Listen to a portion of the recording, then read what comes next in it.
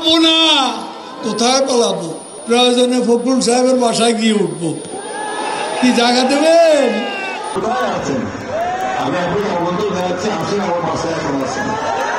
আগামী জাতীয় সংসদ নির্বাচনে আওয়ামী লীগ ও জাতীয় পার্টির অংশগ্রহণ চান বিএনপি মহাসচিব মির্জা ফখরুল ইসলাম আলমগীর। এজন্য অনেকেই তাকে ভারতের এজেন্ট এবং আওয়ামী লীগের দালাল বলে গালাগাল দিচ্ছে বলেও অভিযোগ করেন মির্জা ফখরুল। ভারতীয় সংবাদ দৈনিক এই সময়কে দেয়া এক সাক্ষাৎকারে এসব কথা বলেন এই বিএনপি নেতা। সোমবার প্রকাশিত হওয়া ওই সাক্ষাৎকারে মির্জা ফখরুল বলেন, আওয়ামী লীগ ও জাতীয় পার্টির মতো দলকে নির্বাচনে যাওয়ায় অনেকেই আমাকে ভারতের এজেন্ট, আওয়ামী দালাল বলে গালাগাল দিচ্ছে, কিন্তু শেখ হাসিনা যে অপকর্ম করেছেন আমরাও কেন সেই পথে হাঁটব? RICL TMX, যুগের পর যুগ স্থাপনা থাকে মজবুত।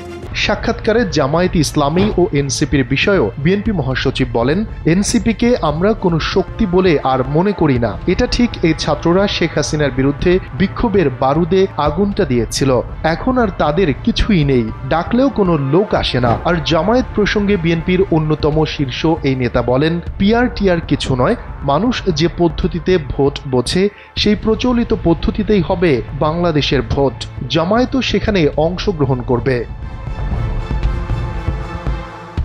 জামায়াত বিএনপির কাছে আসন চেয়েছিল দাবি করে মির্জা ফখরুল বলেন, জামায়াত 30টি আসন চেয়েছে, আমরা উৎসাহ দেখাইনি, অনেক কম একটা সংখ্যার কথা বলেছি যা তাদের মনোপুত হয়নি।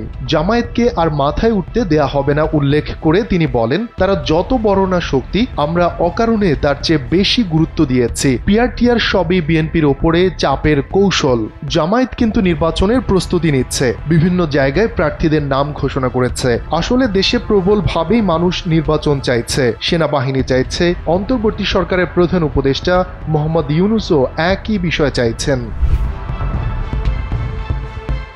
মির্জা ফখরুল জানান, কোন মাসে নির্বাচন হবে তা ঘোষণা করার আগের রাতে ডক্টর ইউনূস নিজ বাসভবনে তার এবং সেনাপ্রধানের সাথে দীর্ঘ আলোচনা করেছেন। সেখানে সেনাপ্রধান বলেন, পুলিশ কম বলে 1 বছর ধরে সেনাদের রাস্তায় ডিউটি করতে হচ্ছে, যা একেবারেই কাম্য নয়। তিনি ডিসেম্বরে ভোটের কথা বলেছিলেন, ফেব্রুয়ারিতে আপত্তি নেই, সব রকম সহযোগিতা করবেন। তিনি চান নির্বাচন করিয়ে সেনাবাহিনী এবার ব্যারাকে ফিরুক। ইউনূসও বলেন, ফেব্রুয়ারিতে নির্বাচিত সরকারের হাতে ক্ষমতা তুলে দিয়ে অব্যাহতি চান তিনি। বলেছেন, আর চাপ নিতে পারছেন না, আমরাও আশ্বাস দিয়েছি সরকার গঠনের পরেও সংস্কার চলবে।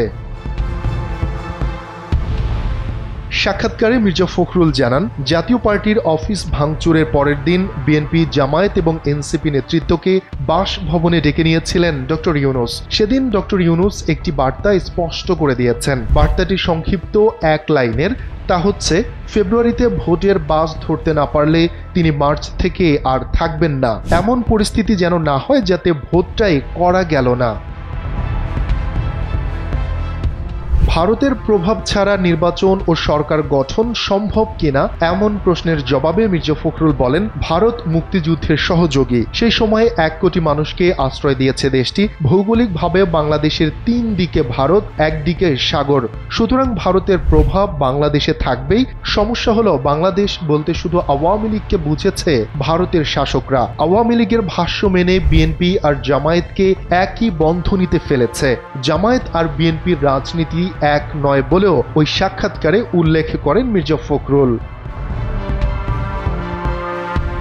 শফিকুল ইসলাম শান্ত, NPV।